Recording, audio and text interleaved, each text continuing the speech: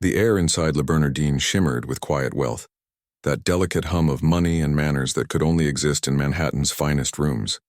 Silverware clinked softly like a whispered melody.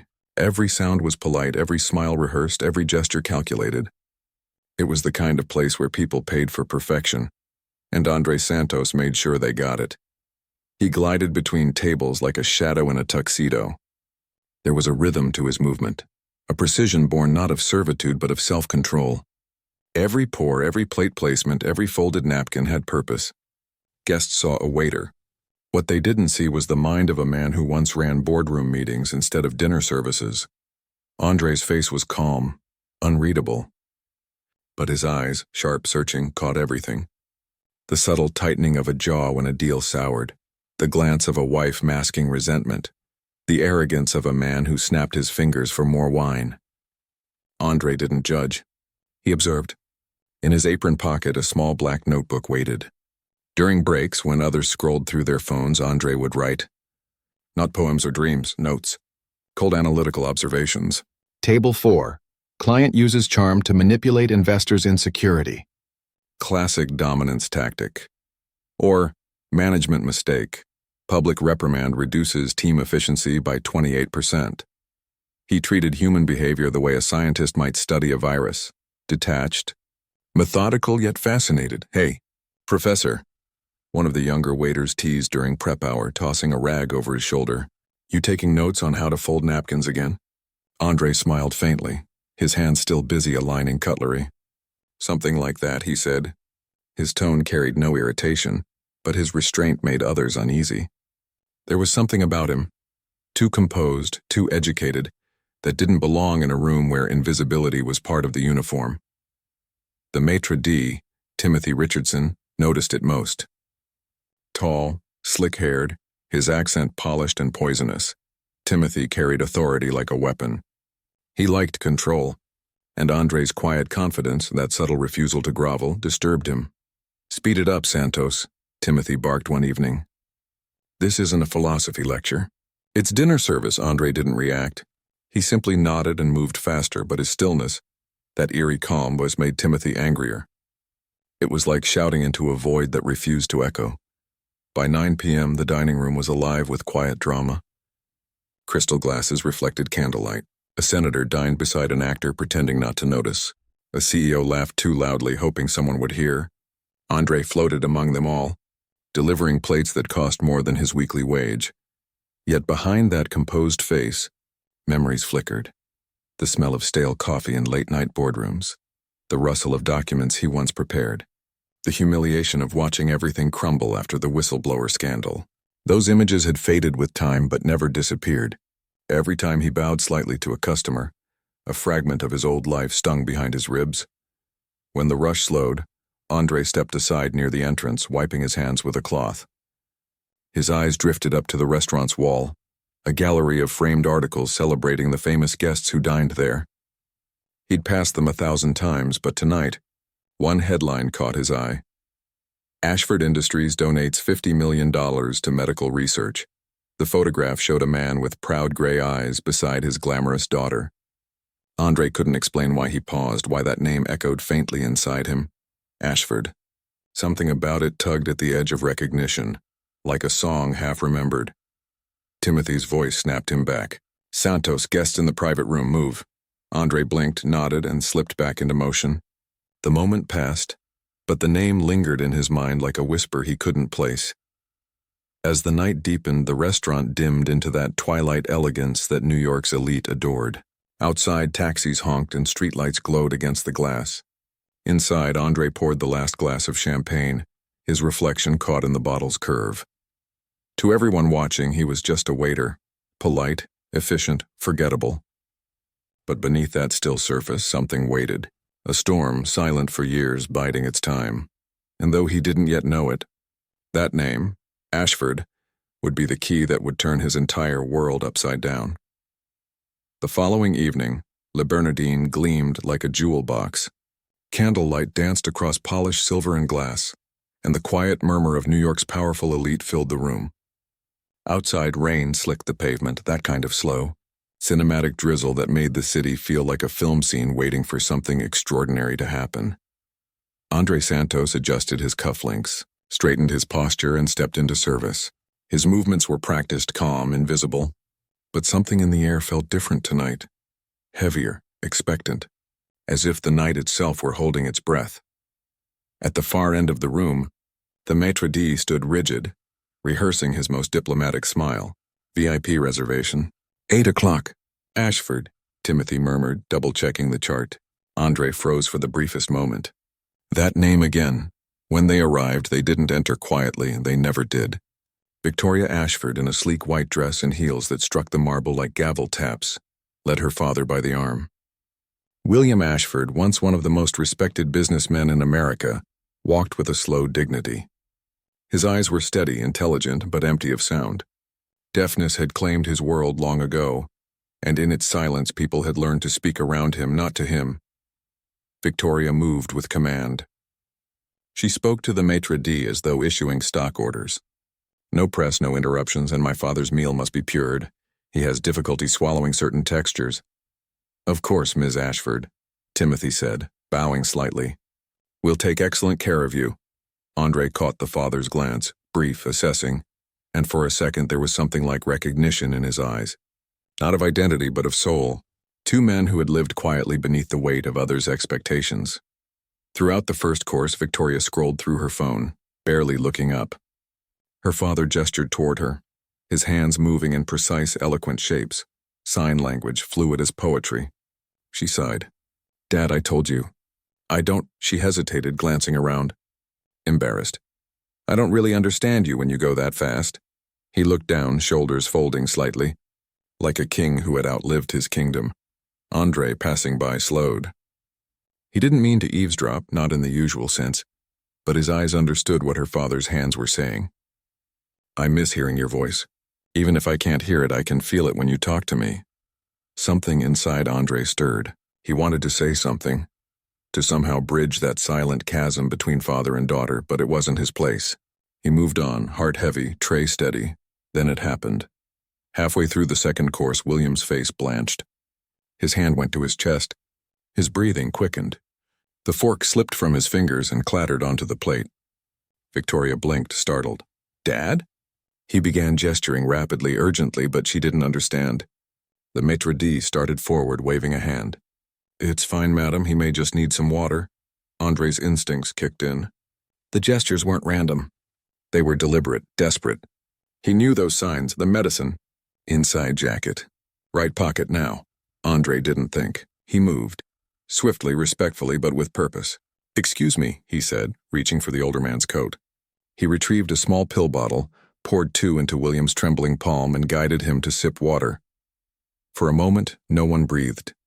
Then, William's body relaxed. The color slowly returned to his face. He nodded gratefully, eyes glistening. His hands moved again, slower this time, signing words only Andre understood. Thank you. You know my language. Andre smiled gently. He signed back, his motions fluid and reverent. Of course, always. The room was silent. Every server, every diner, even Timothy stood frozen. A waiter, a black waiter, speaking fluent sign language with a billionaire's father. The sight seemed impossible. Victoria's phone slipped from her hand, hitting the carpet without a sound. Her eyes darted between Andre and her father, confusion and awe colliding in her face. You can talk to him, she whispered. Andre nodded slightly. Yes, ma'am. I learned when I was young. Her father reached for Andre's wrist, his eyes wet. In sign, he said, you didn't look away. And in that moment, something inside the room shifted. The social lines, invisible but suffocating and blurred. For once it wasn't about money or status or race. It was about humanity, raw and undeniable. Timothy cleared his throat, flustered. Mr. Santos. That was highly unprofessional. Enough, Victoria snapped, her voice trembling with authority. He just saved my father's life. Andre bowed his head slightly, humility still intact. Just doing what anyone would, ma'am. But Victoria knew better. No one else in that glittering room had moved. No one else had understood. As the Ashfords were escorted to a private suite to recover, Andre stood alone near the doorway. The adrenaline still pulsed in his veins, his heart loud in his chest. He glanced at the empty table. 2 wine glasses, one half full, one untouched, and a folded linen napkin still warm from trembling hands. Outside, the rain began to fall harder, tapping against the restaurant's tall windows like 1,000 unspoken words. Andre didn't know it yet. But this night, this single act of compassion had just rewritten the story of his life. The next morning, Le Bernardin wore the hush of aftermath. The rain had cleared, leaving Manhattan glassy and sharp beneath a pale blue sky. Inside, every surface gleamed as if nothing extraordinary had happened the night before.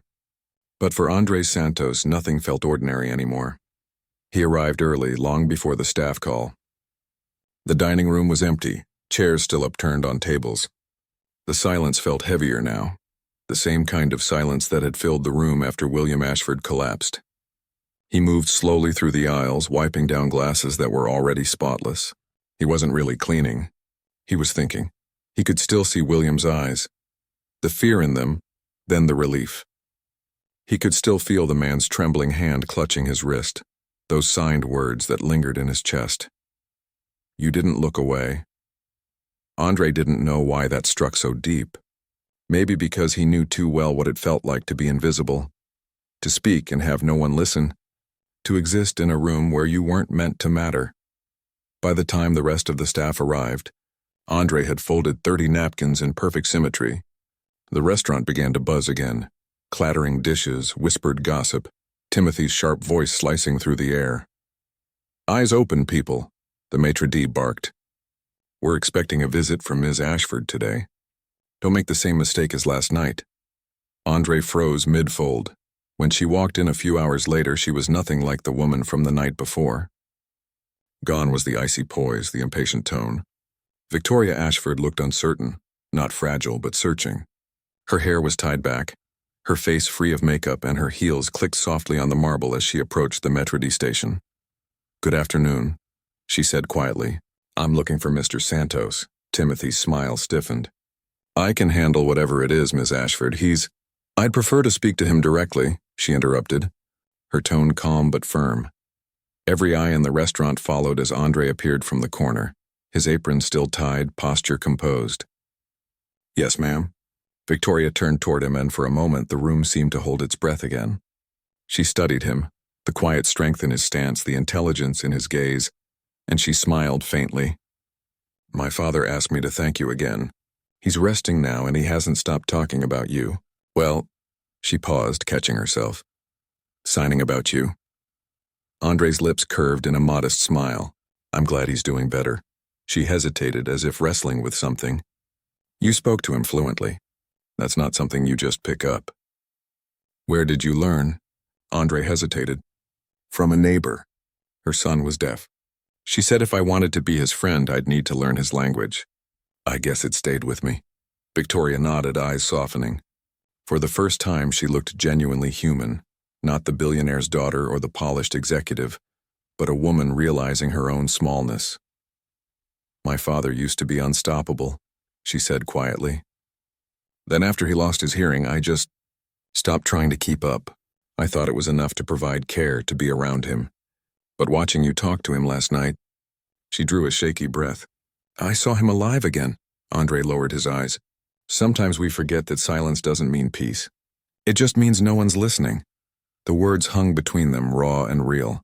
Victoria blinked, swallowing hard. For a moment, she wasn't standing in a restaurant. She was standing inside her own guilt. Timothy's voice cut through the moment like a blade. Miss Ashford, perhaps you'd prefer to continue this discussion in the lounge. Mr. Santos is needed on the floor. Her expression hardened. He's with me, Mr. Richardson. The maitre d's mouth twitched, but he bowed stiffly and retreated. Victoria turned back to Andre. I'd like to invite you to visit my father, she said. He insists. He wants to thank you in person, properly. Andre hesitated. Ma'am, that's kind, but I wouldn't want to intrude. You wouldn't be, she said, her tone steady now. You'd be doing us both a favor. She handed him a small card, embossed, elegant, with an address on Park Avenue. Tomorrow, 7 p.m. When she left, the room seemed to lose some of its color. Andre stood still, the card in his hand, his pulse unsteady. Around him, life at Le Bernardin carried on as usual, the orchestra of service, the steady rhythm of routine. But inside him, something was shifting. That night, as he locked his small apartment door behind him, he took out his notebook, the same one filled with cold observations and half-buried thoughts. On a fresh page, he wrote a single line: "Empathy is the only language that never goes unheard." He closed the notebook, looked out the window at the glowing city, and felt it, the faint, rising sense that the silence of his life was about to be broken. The next day crawled by in quiet tension. Andre went through the motions at Le Bernardin, polishing glassware, arranging tables, moving through the gleam and hush. But his mind wasn't in the restaurant. The card in his pocket felt heavy, like a small gilded key to a door he wasn't sure he wanted to open. At 7 o'clock sharp, he stood outside the Ashford's Park Avenue residence. The building loomed elegant and self-contained, its brass fixtures catching the evening light. He took a breath before the doorman waved him in. The penthouse smelled faintly of old books and jasmine tea. Paintings lined the hall, seascapes, landscapes, a few family portraits. Victoria met him at the door, dressed simply in black slacks and a cashmere sweater. The chill in her manner from the restaurant was gone. "Thank you for coming," she said quietly. "He's been waiting." She led him through to a sunroom filled with soft lamps and tall plants. William Ashford sat near the window, a blanket over his knees. When he looked up, his face broke into a smile that was almost boyish. He lifted his hands. "You came." Andre returned the sign, smiling. "I promised." The two men talked for a long while, the room filled with the graceful rhythm of signing hands. William asked about Andre's family, his childhood, his work. Andre answered honestly but guardedly. He left out the parts that still burned: the corporate offices, the betrayal, the news headlines. When they paused, William studied him for a long moment. Then he signed, "Your silence hides more than humility." Andre stilled. The older man's eyes were sharp, kind, but unrelenting. Andre wanted to look away, but something about William's quiet certainty held him. Finally, he exhaled. "I wasn't always a waiter," he signed slowly. "I used to work in consulting. Finance, ethics, auditing. I spoke out against a company's fraud. They erased me for it." William nodded. "The whistleblower case." Andre's hands froze midair. "You remember that?" "Everyone in my world remembers. They made sure to destroy your name." Andre's throat tightened. He hadn't heard anyone speak of it aloud in years. "They called me a liar," he said quietly. "The investigation collapsed. No one would hire me after that. So I took the first job that let me pay rent and disappear."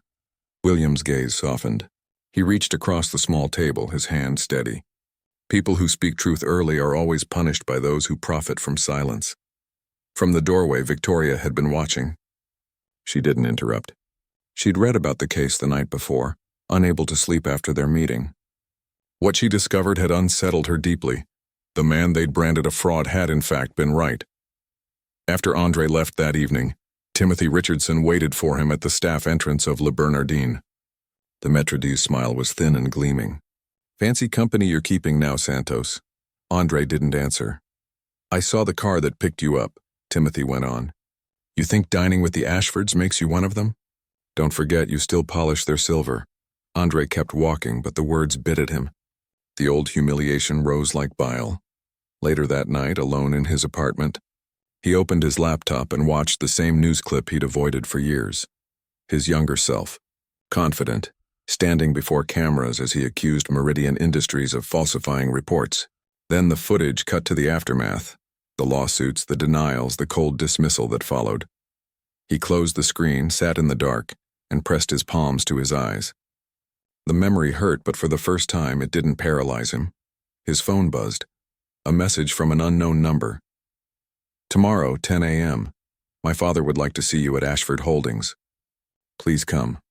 He stared at the text until the letters blurred.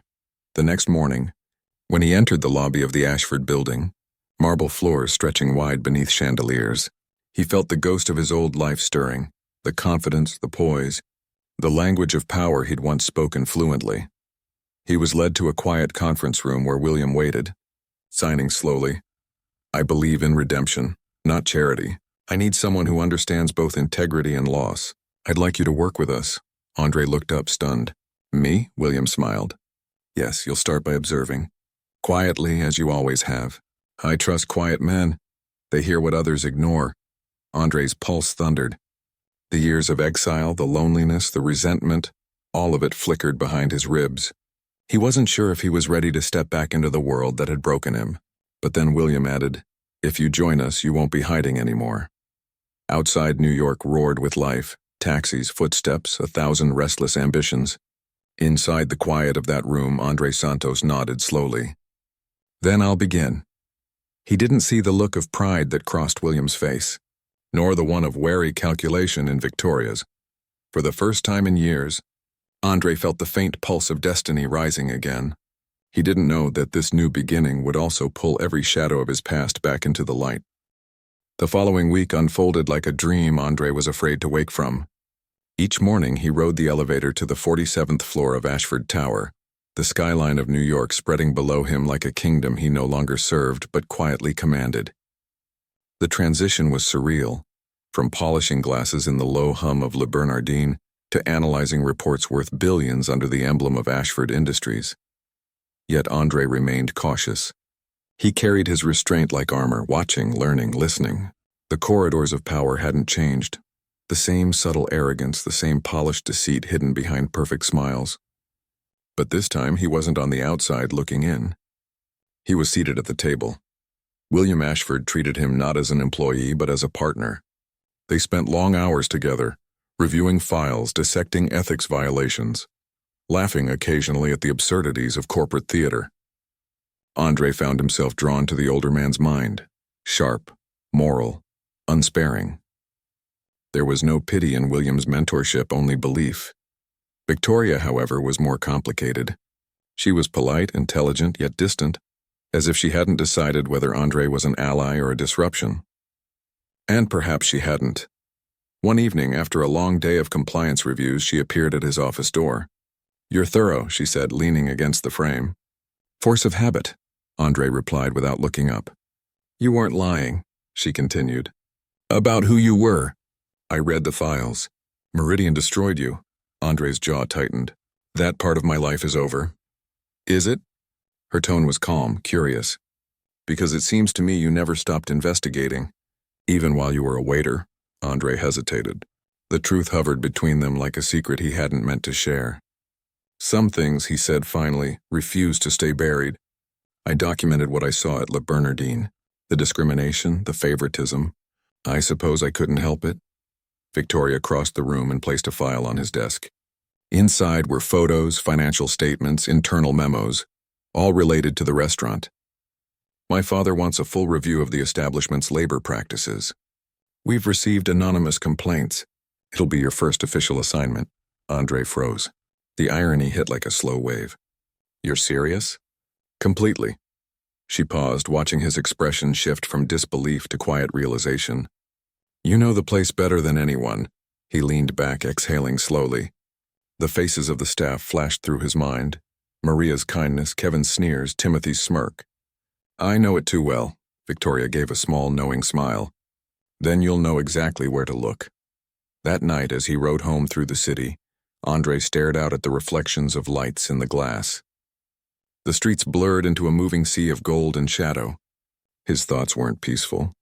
They churned with old ghosts and new power. He opened his notebook, the same one he'd carried in his apron, and began to write. "Power is cyclical. Those who hold it think it eternal. Those without it think it unreachable. Both are wrong. Power always moves, quietly and visibly, toward the ones who've learned patience." For the next several days, Andre returned to Le Bernardin under the guise of an internal audit. Timothy was nervous but still arrogant, trying to impress the company inspector. He didn't yet understand that the man he once dismissed as invisible was now the one holding his fate. Andre listened, asked questions, took notes. The staff's body language told him more than their answers ever could. Fear, resentment, exhaustion, all signs of a toxic system carefully maintained by the maitre d' Maria, the kind hostess, met him privately during a break. "You're not really here just for an audit, are you?" she asked softly. Andre smiled faintly. "Maybe I'm here to finish something I started a long time ago." When he left the restaurant that night, the air felt different, lighter, electric. Back at his apartment, his phone vibrated. A message from Victoria. My father would like to meet tomorrow morning. Urgent. He arrived at the Ashford residence just after dawn. William sat in the same chair by the window, but his expression was more serious than usual. I've reviewed your preliminary notes. William signed. Good work. But there's something you should know. Andre frowned. What is it? William handed him a small sealed envelope. Inside was a legal document bearing the Ashford Industries seal, and the words, Acquisition Agreement, Le Bernardine Restaurant Group. Andre looked up, stunned. You bought the restaurant? William smiled faintly. Victoria's idea. She believes in justice served elegantly. Andre couldn't speak for a moment. He felt the ground shift beneath him, a quiet thrill mixing with disbelief. Tomorrow, William continued, you will announce the change of ownership and begin the internal restructuring. This is your operation now, Andre. The words echoed through him like a slow, steady heartbeat. 2 years ago, he'd been polishing glasses under the same chandeliers. Tomorrow he'd return as the man in charge, not of service, but of justice, and though Andre didn't yet realize it, this was the night everything, redemption, revenge, and revelation, began to intertwine. Morning light poured through the tall glass windows of Le Bernardine, spilling across white tablecloths and polished silver. The restaurant was closed to the public that day, but the air buzzed with the kind of tension that no one could name. Staff whispered in corners, eyes darting toward the door every few seconds. Something was happening, something no one could explain. At 9 a.m. sharp, Andre Santos walked in. Not in his waiter's uniform this time, but in a tailored charcoal suit that seemed to transform him entirely. The same man who used to move quietly between tables now carried the quiet gravity of someone who owned the room, even before anyone realized that he did. Timothy Richardson was waiting by the podium, trying to mask his confusion with arrogance. Mr. Santos, he said, forcing a smile. Didn't expect to see you here today. We have no reservation under your name. Andre didn't answer. Instead, Victoria Ashford stepped through the door behind him, her presence slicing through the room like a blade of authority. Every conversation stopped. Glasses froze mid-polish. Maria's eyes widened in disbelief. Good morning, everyone, Victoria said smoothly. My name is Victoria Ashford, and as of this morning, Le Bernardine officially belongs to Ashford Industries.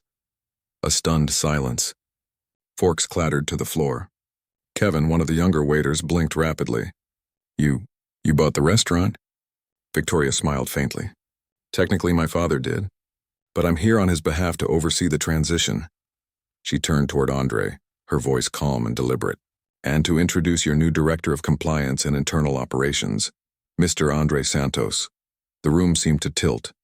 Timothy actually laughed, short and sharp like disbelief disguised as amusement. This must be a joke, he said. Oh, waiter? Andre's eyes met his. You might want to save that sentence, Timothy. You'll need it later, when you're explaining your management practices to our legal department. The color drained from Timothy's face. Victoria set her leather folder on a nearby table. Mr. Santos has been working with our investigative division for the past month. His findings regarding the labor and discrimination violations in this establishment are illuminating. She opened the folder with a soft snap. You've all been recorded. Every shift, every meeting, every comment. Kevin took a step back. You can't just... Actually, we can, Andre said calmly. The cameras were part of the restaurant's own security system. Nothing new was installed. You just never thought the footage would be reviewed. Timothy tried to speak, but his voice faltered. This is insane. What's insane, Andre replied evenly, is thinking that people could be humiliated, underpaid, and discriminated against without consequences. He turned to the rest of the staff. Some of you were victims of this system.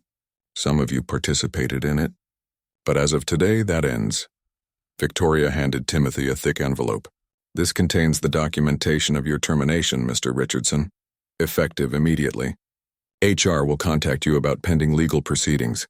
Timothy's jaw trembled. Legal? Andre stepped closer. You kept spreadsheets categorizing staff by client compatibility. You denied promotions to people based on background, not performance. You mocked a man for his accent, a woman for her weight. You turned dignity into a luxury. That era is over. For a long, frozen moment, no one moved. Then Maria stepped forward, tears brimming in her eyes. "Is this real?" she asked softly. Andre's expression softened. "It's as real as it gets. You're the new general manager, Maria. Congratulations." Gasps echoed through the room. Maria covered her mouth with her hands, unable to speak. Timothy, shaking, turned toward Victoria. "You can't just destroy people like this." Victoria's eyes went cold. "Destroying people?" she repeated. "You did that to yourselves. We're just cleaning up the wreckage." When Timothy stormed out, the sound of the door slamming felt like a punctuation mark on 2 years of quiet injustice. The room exhaled. Long, slow, disbelieving. Andre looked around at the faces that had once looked past him. This place will be rebuilt, not just as a restaurant, but as a standard.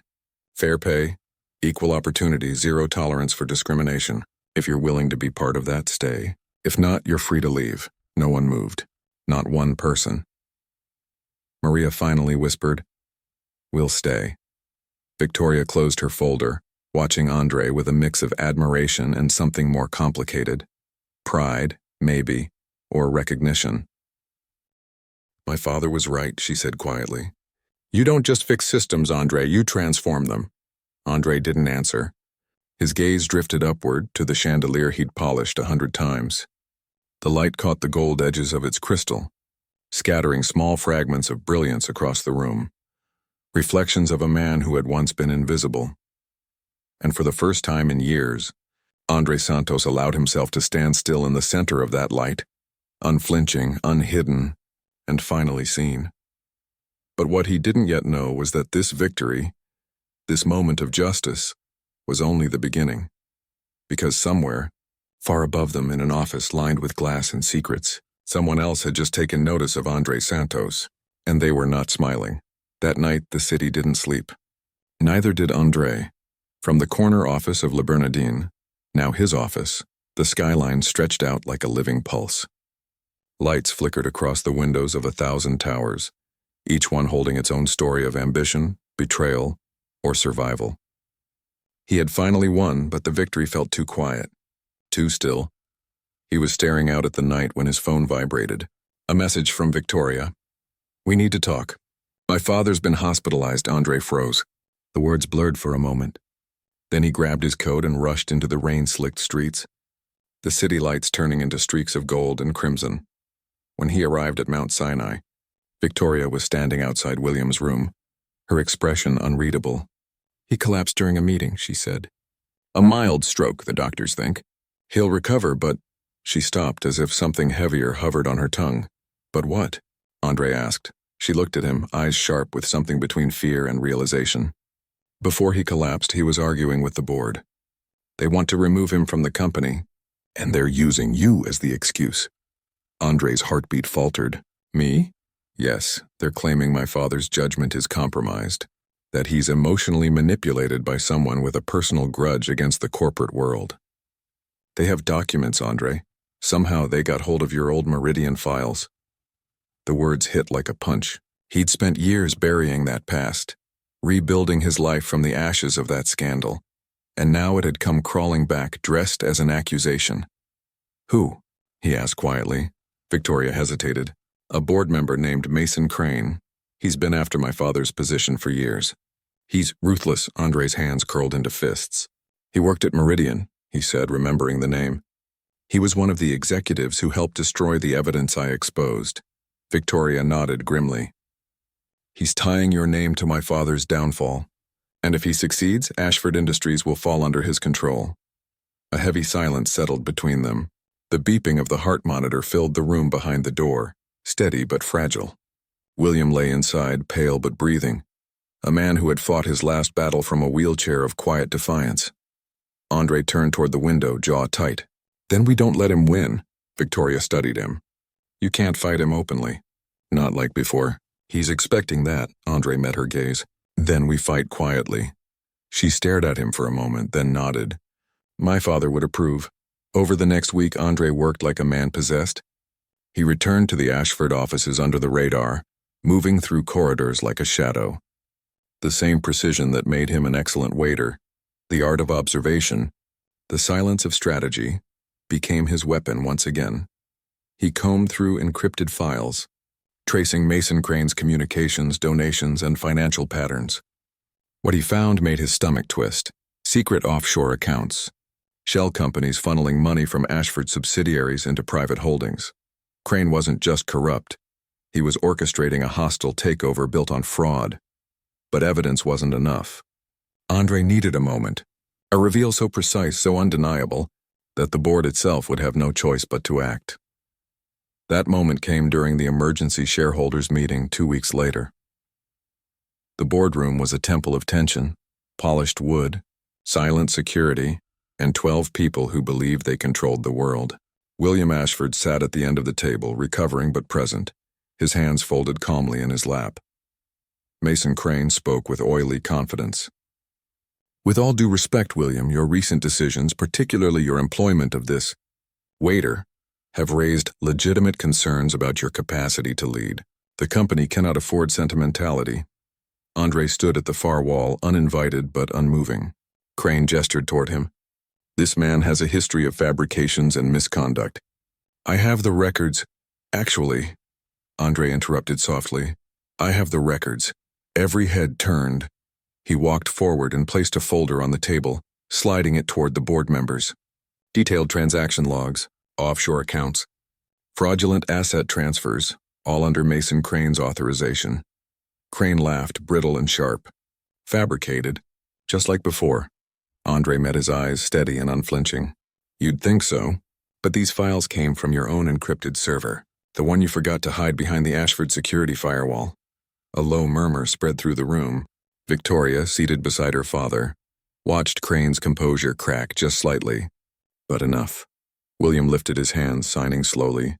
"Justice speaks softly but strikes clean," Victoria translated aloud, her voice clear and sharp. "My father says justice speaks softly but strikes clean." Andre turned to Crane. "You taught me that silence is weakness. You were wrong. Silence is strategy." Security entered moments later, led by corporate legal. Mason Crane didn't fight. He simply glared at Andre with the cold hatred of a man who had underestimated his own ghost. When it was over, William stood slowly, leaning on his cane. He signed to Andre, "You didn't just save me. You saved the integrity of what I built." Andre smiled faintly. "You built something worth saving." Later that evening, Andre returned to Le Bernardin. The restaurant glowed softly, the staff laughing as they prepared for the reopening. Maria waved from the counter. He walked to the center of the dining room, the same spot where he once stood invisible, polishing glasses no one noticed. Now his reflection shimmered across every polished surface, multiplied and luminous. Victoria arrived a few minutes later, carrying a single envelope. "From my father," she said, handing it to him. Inside was a letter written in careful, elegant script. "Andre, some men build wealth. Others build legacy. You, my son, have built something rarer, dignity. Whatever comes next, do not let the world take that from you again." Beneath the signature, one final line, "P.S. The board has voted unanimously." Ashford Foundation's new ethics director, Andre Santos. Andre looked up, a slow smile breaking through disbelief. "You're serious?" Victoria nodded. "Completely."